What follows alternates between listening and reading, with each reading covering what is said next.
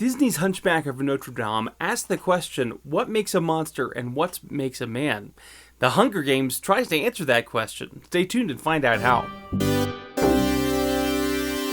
You're watching This, That, and Theology, equipping you to use your worldview in the world around you. The 2023 holiday movie season has really begun in full swing, and The Hunger Games, the Ballad of Songbirds and Snakes, is one of the first movies in that rush. It's hard to believe that it's been over a decade since The Hunger Games first came out as books and then as movies, but The Ballad of Songbirds and Snakes is now a prequel.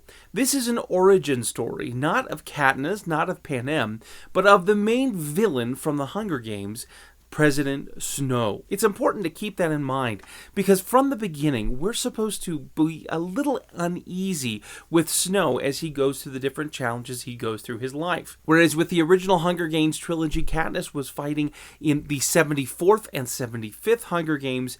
These events take place around the 10th Hunger Games, 64 years previous. While in the first movies we saw the wealth and affluence of the capital and the absolute oppression of the districts, we see things in an earlier state here, and we also see a capital that is still trying to recover from a brutal war. Right from the very first scene, we see that this capital still deals with hunger, still deals with poverty and need in ways that we only saw in the outer districts in the previous movies. There are some pretty significant worldview issues that show up in this film, just like they did in the original trilogy. There are no series of books that I have probably had more conversations with my wife and others about what they really mean than The Hunger Games. It took me years of trying to figure out exactly what the story was about. Usually you can tell the story is about the person or the thing that changes the most. And one of the striking things in the Hunger Games trilogy is that nothing changes. No matter what seems to happen in the Hunger Games, it seems that everything is stuck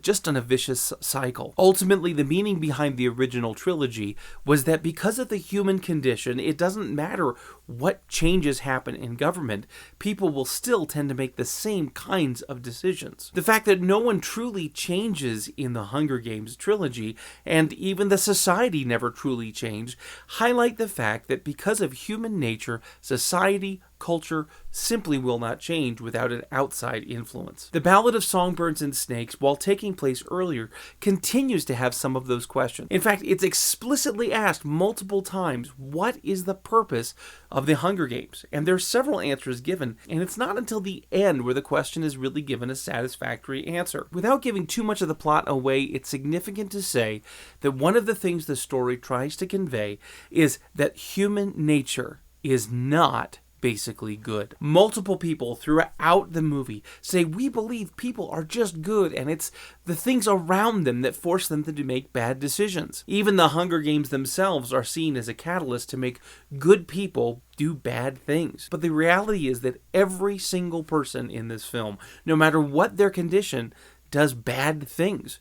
They aren't acting inherently good. They're all making decisions that are seen and that we're supposed to see as being evil. The Bible tells us that all mankind has sinned and fallen short of the glory of God. It says that we are sinners not only by our choices, but by our very nature. We are not inherently or naturally good people who make bad decisions or are formed by our environment. We are people who have inherited a desire to do things that are wrong, to seek our own benefit before the benefit of others, even choosing to do things that might seem inconceivable in a previous time. After the film was done, I heard some other moviegoers talking about how they just didn't buy the fact that people would do these terrible things if they were in the same situation.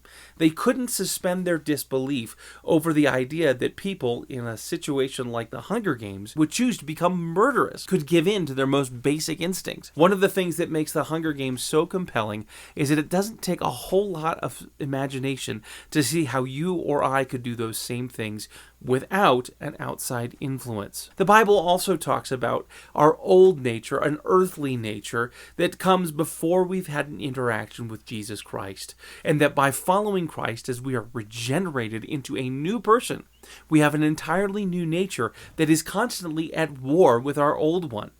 This battle, this war in our own souls is why we still have difficulty making right decisions. But without the outside influence of Jesus Christ, we could never truly make good decisions. That's not to say that people don't make moral or objectively good decisions and actions throughout their lives. In his book, Mere Christianity, C.S. Lewis says that God's law is written on our very hearts, reflecting what we read in Psalm 19 or Romans 1, that all of creation tells us about who God's character is, and so no one is without excuse. Whether or not Susan Collins was actively thinking about a biblical worldview, we believe that God has put an inherent knowledge in every person's heart so that we know these things and we understand these things. Doesn't mean they're uncomfortable, doesn't mean that we don't have to like the idea, but in reality, all we have to do is look at small children to understand that it doesn't take much for them to choose themselves, to be selfish,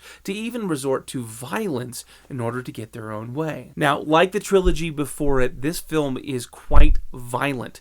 Although there is a lack of foul language and there's a surprising lack of blood for a movie that's this violent, there are things that happen just off screen that we can't help but fill in the gaps in our own brain. We are talking about children who are killing children.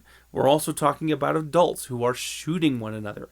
This is a film that has a lot of violence in it. That being said, this is an excellent film for you to watch with your family or with your small group and to talk about the questions of human nature. Are we really good or not? At the end of this film, when the question is asked, what is the purpose of the Hunger Games?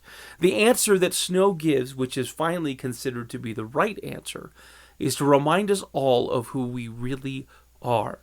It's to show the world without a doubt what we are truly capable of. It's to remind people that at our very core, we are animals and we are cruel. We believe, as people who are made in the image of God, that we're more than that. But it's important to realize that when we start examining human nature and whether or not we're inherently good or not, the questions Hunger Games asks are ones we should be ready to answer. Hopefully this has been helpful. If this has, go ahead and give a like and subscribe. I know it's been a little bit since we've posted videos. With the new Christmas season coming, stay tuned. We're hoping to have lots of videos about classic Christmas movies as well as the new releases that are hitting theaters right now.